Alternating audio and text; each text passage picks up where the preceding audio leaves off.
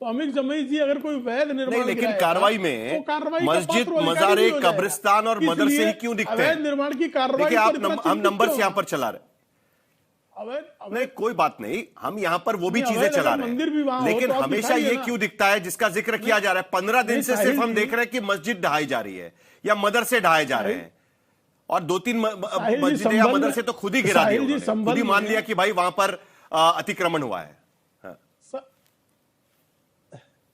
इतना निश्चित है कि अवैध था। अब साहिल जी, अगर आपके पास, आज तक की टीम के पास, समाजवादी पार्टी के पास या किसी अन्य के पास संभल के अवैध मंदिरों की सूची हो, अवैध मठों की सूची हो, तो वो भी कृपया ले आए ना, प्रशासन के ध्यान में ले आए कि सब साहब बिल्कुल संभल लेके में आएंगे। अवैध मंदिर है, इस पर आप और कार्रवाई क्यों नहीं हमारे कर पास रहे हैं? रखने की, उस पर भी प्रेम कार्रवाई शुक्ला जी मैं आपको जानकारी दे दूं, प्रेम शुक्ला जी मैं आपको जानकारी दे दूं, हमें अलग से लिस्ट बनाने की जरूरत ही नहीं है। उत्तर प्रदेश सरकार ने खुद ही 2009 में 40,000 अवैध धार्मिक निर्माणों की सूची बना के रखी हुई है। हमें अलग से लिस्ट बनाने की जरूरत ही नहीं है। तो उस पर भी 40,000 धार्मिक निर्माणों की लिस्ट तैयार है आपके पास, भी कार्रवाई होनी है। हाँ, तो कार्रवाई प्रलंबित है ना, यानी होनी है। सूची बनाने का तो यही मतलब है ना, और उसमें भी सूची 500 बनाने से का ज्यादा स्पष्ट केस सिर्फ मतलब संभल के भीतर है। कि ऐसे स्थानों पर भी कार्रवाई संभव है। सुरेंद्र राजपूत, ऐसे में ये कार्रवाई संभव है ना, संभावित है कार्रवाई, अगर सूची बनाई गई ठीक है तो है, कार्रवाई। मैं जरा सुरेंद्र राजपूत जी को ले आता हूं इसमें, क्योंकि वो भी लखनऊ से आते हैं और लखनऊ का बार बार जिक्र किया जाता है कि भाई लखनऊ के भीतर बहुत अतिक्रमण है, क्यों नहीं लखनऊ को टारगेट किया जाता? आपका क्या एनालिसिस है सुरेंद्र जी? क्योंकि देखिए, प्रेम शुक्ला जी तो कह रहे हैं कि भाई कहीं तो शुरू होना था, संभल से शुरू किया, क्या फर्क पड़ता है? अलग तरीके से मत देखिए इसको। साहिल भाई, एक बड़ा पुराना शेर है कि जलते घर को देखने वालों, फूस का छप्पर आपका है और आपके पीछे तेज हवा है और मुकद्दर आपका है, और उसके कत्ल पे मैं भी चुप था, अब मेरा नंबर आया, और मेरे कत्ल पे तुम भी चुप हो, अगला नंबर आपका है। मैं आपको एक बात जिम्मेवारी से कहता हूं, खाली लखनऊ की बात नहीं, इस पूरे देश में, गांव गांव में, घर घर में, नगर नगर में, शहर शहर में, अगर आप अवैध की बात, सूचना और गड्ढे की और तालाब की और पोखर की और खलिहान की और ग्राम समाज की जमीन को की बात आप करेंगे, तो निश्चित तौर पर जान लीजिए कि 90% से ज्यादा गांव के मकान और 1948 से पहले के, चाहे धार्मिक स्थान हो और चाहे अधार्मिक स्थान हो और चाहे वो व्यक्तिगत स्थान हो, वो सारे के सारे ऐसी जमीनों पर बने हुए जिनका कोई कागज नहीं है, चाहे वो हिंदुओं के हो और चाहे वो मुसलमानों के हो, चाहे वो सिखों के हो, चाहे वो ईसाइयों के।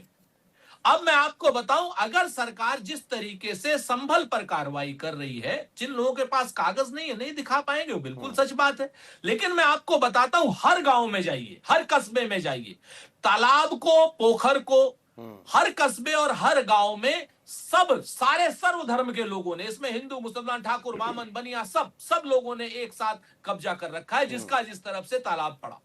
ये मैं आपको बताऊं, जहां पे मुस्लिमों की जनसंख्या ज्यादा है, जैसे संभल, वहां पर बहुतायत में मुसलमानों के मकान मिलेंगे।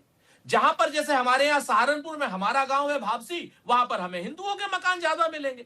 तो मैं आपको बता दूं, ये हर गांव की कहानी है, लेकिन संभल को सिर्फ इसलिए टारगेट अगर आपको करना है तो पूरा उत्तर प्रदेश तहस नहस हो जाएगा। मैं जिम्मेवारी से कहता हूं योगी आदित्यनाथ जी से कि पूरा का पूरा उत्तर प्रदेश में 90% मकान ढहाने पड़ेंगे आपको। एक बात आप एक काम करें ना, विधानसभा के कागज ले आइए, लोक भवन के कागज ले आइए, लखनऊ में लोक भवन का नक्शा ले आइए, आप ढहाना पड़ जाएगा। अगर हो नक्शा पास तो आप उठा लीजिए, एनेक्सी का नक्शा उठा लीजिए। आप छोटी मोटी बात नहीं कर रहा हूं मैं, बड़ी बड़ी सरकारी इमारतों की बात कर रहा हूं जिन पर हमको नाज है। ये अगर आप काम करेंगे तो पूरे के पूरे उत्तर प्रदेश को थोड़ा क्लैरिटी हम दे दें, आपको खत्म करना पड़ेगा।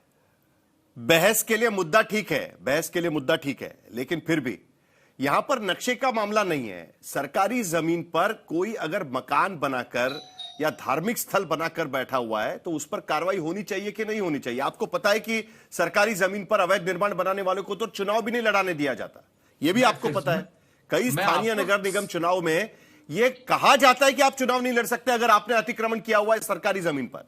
तो ऐसे में जो कार्रवाई संभल के भीतर बताई जा रही है, वो ये कहकर बताई जा रही है कि सरकारी जमीन पर अतिक्रमण है, इसके लिए कार्रवाई हो रही है। मैं कह रहा हूं ना कि या तो आप किलो में माप लीजिए या आप लीटर में नाम माप लीजिए। मैं तो कहता हूं जो कार्रवाई संभल में हो रही है, अगर वो कार्रवाई पूरे उत्तर प्रदेश में हो तो 90% ध्वस्त हो जाएगा उत्तर प्रदेश। मैं ये 73 जिले कह रहा हूं आपसे, उत्तर प्रदेश के 90% भीतर, उत्तर प्रदेश ध्वस्त हो जाएगा। 73 जिले उत्तर प्रदेश के भीतर, लेकिन सिर्फ संभल के भीतर 495 मामले दर्ज, 500 के करीब कार्रवाई। प्रेम शुक्ला जी, और इसीलिए यह कहा जाता है कि देखिए तस्वीर अच्छी लगती है, कहीं ना कहीं यह भी कहा जा रहा है कि भाई यूपी सरकार के लिए तस्वीरें दिखाना भी बड़ा अच्छा है कि देखिए हम अवैध मस्जिदों पर कार्रवाई कर रहे हैं। मानो सारे उत्तर प्रदेश के भीतर जितना भी अतिक्रमण है वो सिर्फ और सिर्फ संभल में हो रहा है, और वो भी सिर्फ मुसलमान कर रहे हैं। ये मामला बनाने की कोशिश, ये आरोप यहां पर विपक्ष लगा रहा है। नहीं, अतिक्रमण जहां भी हो उस पर कार्रवाई होनी चाहिए। अतिक्रमण संभल में हो तो अच्छा है, ऐसा निष्कर्ष नहीं निकाला जा सकता। जहां भी अतिक्रमण है उस पर कार्रवाई होनी चाहिए, नगर की रचना व्यवस्थित होनी चाहिए, सुविकसित होनी चाहिए, और जो है सुनियोजित होनी चाहिए। अगर सुनियोजित रचना है तो क्या, और अभी कहा जा रहा है कि लोक भवन का नक्शा नहीं पास है। मुझे तो आश्चर्य है कि इस तरह की बातें भी लोग कर सकते हैं। विधान भवन और लोक भवन का नक्शा ही नहीं पास है, यानी कुछ भी जो मन में आए बोल के निकल लो। भाई लोक भवन जो है अवैध निर्माण नहीं है, विधान भवन अवैध निर्माण नहीं है, बिल्कुल नहीं है। अब उसको जो है एक अवैध मस्जिद के साथ उसकी तुलना करना, जबरदस्ती जो है कुछ भी आपका मन में आया वो निष्कर्ष निकाल के बोल के चले जाना है।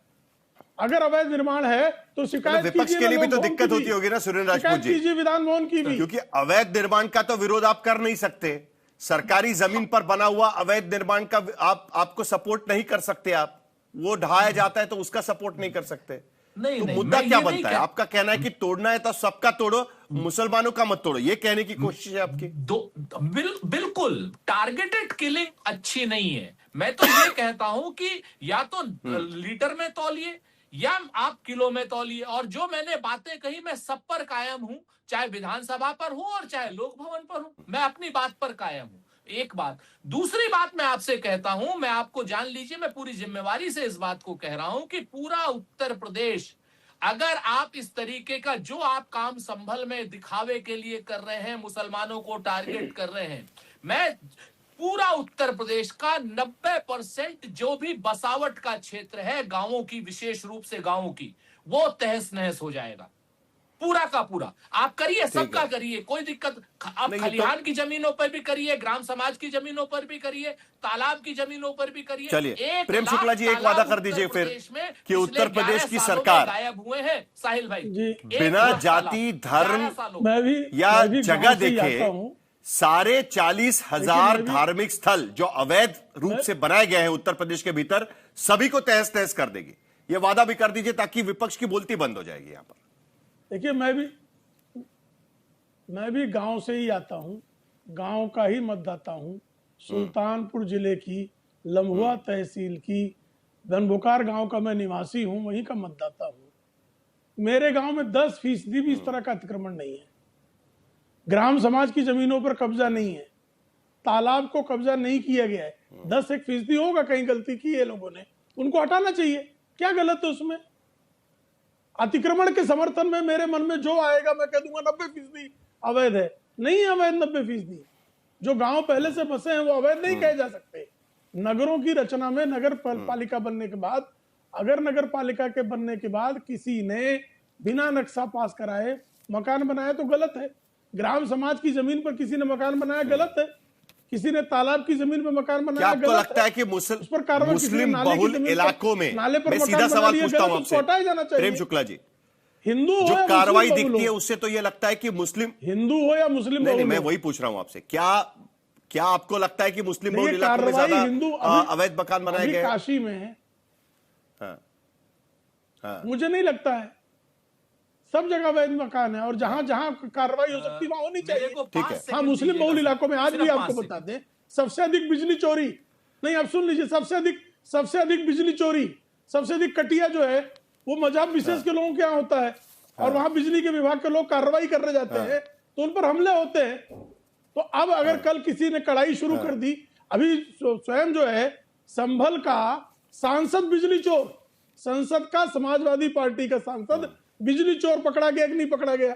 अभी संभल में ही ये पाया गया ना। तो अमित बिजली जमाई। चोरी की कार्रवाई अगर अब बात ये तो सांसद ये महोदय तो के आपके लिए खिलाफ हो, मुश्किल है। तो कहें कि जिन्होंने चोरी नहीं आपके की सांसद ऐसे उसमें सांसदों शामिल, पर भी कार्रवाई कर दो। और उसके बाद आप फिर बोलेंगे कि भाई मुसलमानों को टारगेट किया जा रहा है।